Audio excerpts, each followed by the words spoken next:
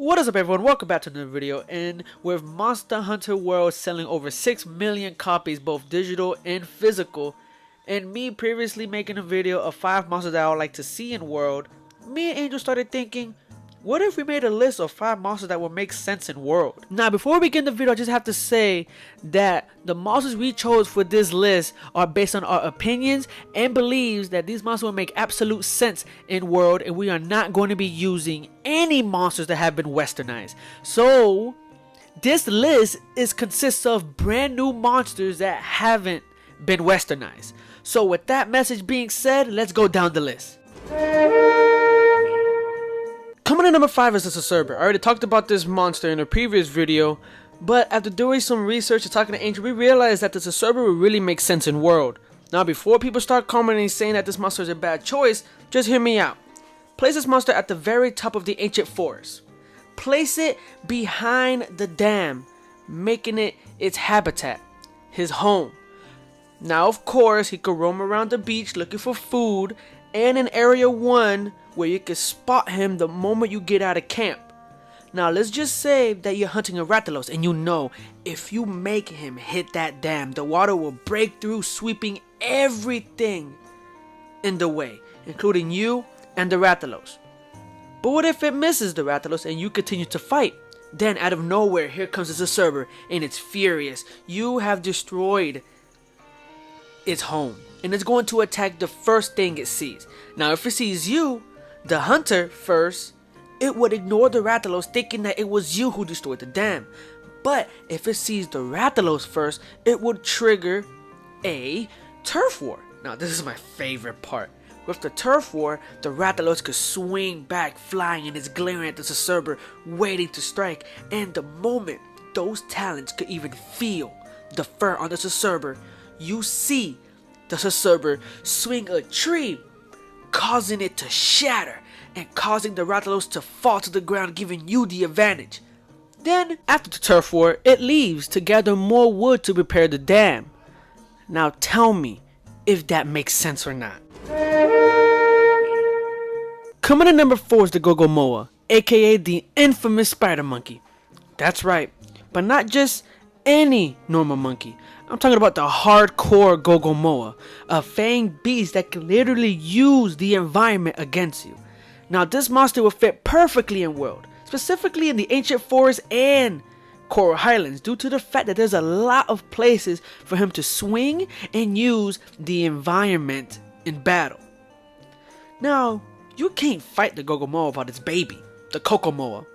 Now, it does serve a purpose if you're looking for materials while hunting, but it can be knocked off, giving you the chance to strike it.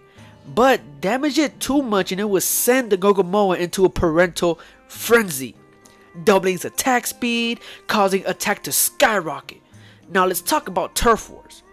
I did say that it fits in the ancient forest and Coral Highlands, but what monster would it fight in a turf war?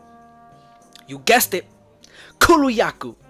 Picture this: you're fighting the Gogomore where it's highly populated by trees. Then a Kuluyaku comes, triggering a turf war. They circle around each other, looking to see who will make the first move, and in an instant the Kuluyaku jumps, causing it to be vulnerable, giving the Gogomore the advantage. The Gogomore throws a coconut at high speed, causing it to fall and giving it an element of either sleep or poison. But we're not done yet. Let's head to the Coral Highlands, where it will be in a turf war against the Titiyaku.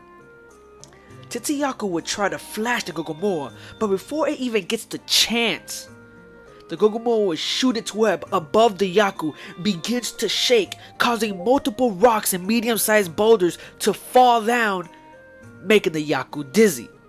Still not convinced? Coming in number 3 is the Vol'jang. That's right, we're bringing in an origin species, and a powerful one at that. The Vol'jang will be most at home in Elder's Recess, mostly in lava regions where you fight the Lava Scythe and Teostra.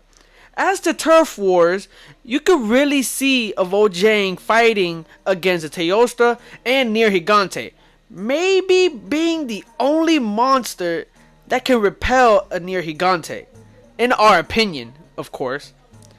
As to why we picked this particular monster. The Voljay could have migrated to the new world and found its home there, explaining why there's such a difference between it and its old world cousin, the Rajang.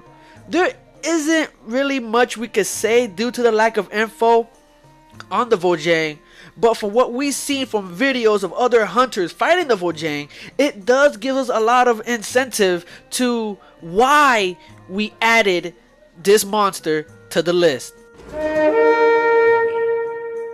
Coming in number 2 is actually a steal. 2 monsters for the price of 1, Kamu and Nono Odogarans. The reason why we chose to count these as 1 is because they both share an extreme bond. But hunting them would be an amazing challenge, mostly because the two are never apart.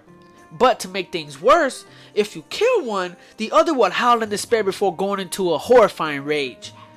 Now these 2 monsters will fit perfectly in the Acorah Highlands and the Waspire Waste, but only in high rank.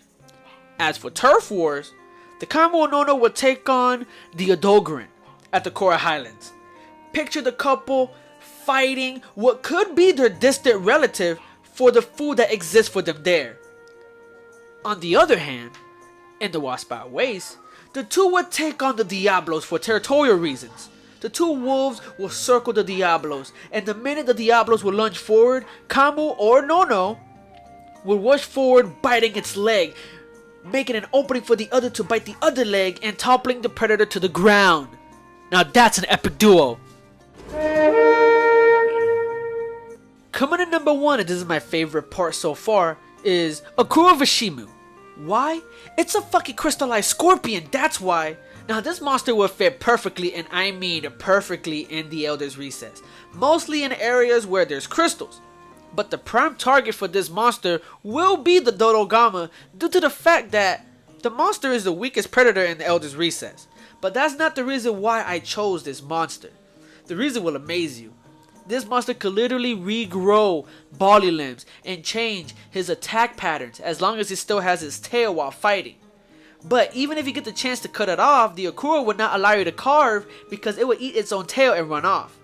But let's go back to the part when I said it changes attack patterns. If you, the hunter, breaks a certain amount of crystals on its tail and break a body part, it will spit out its own blood, which has 4 different colors: gray, red, blue, and green. And depends on what color it spewts out, the patterns will change. It's really a fight that you have to adapt to survive. Now, the Acorah is an ambusher, meaning that it likes to camouflage itself before striking its prey. The Oregon will be a perfect monster to fight due to the fact that it likes to break crystals, ruining his element of surprise. Now, these are my 5 monsters that will make sense in world. In my opinion, of course. These monsters will look amazing. The fight will be amazing. Everything would just be amazing. These monsters should definitely be put on top priority for Capcom to put in world. But again, this list is strictly on my opinion and believes that they will fit in world. So, hope you guys enjoyed this video. Please give a thumbs up. I worked really hard for this. The script for this was so fucking hard to, oh my god. But if you have monsters that will make sense in world, please leave it down below. But again, no monsters that have been westernized. This is just brand new monsters. And if you're new and you like what you see, please hit that subscribe button. And as always, I'll see you all in my next video. Peace.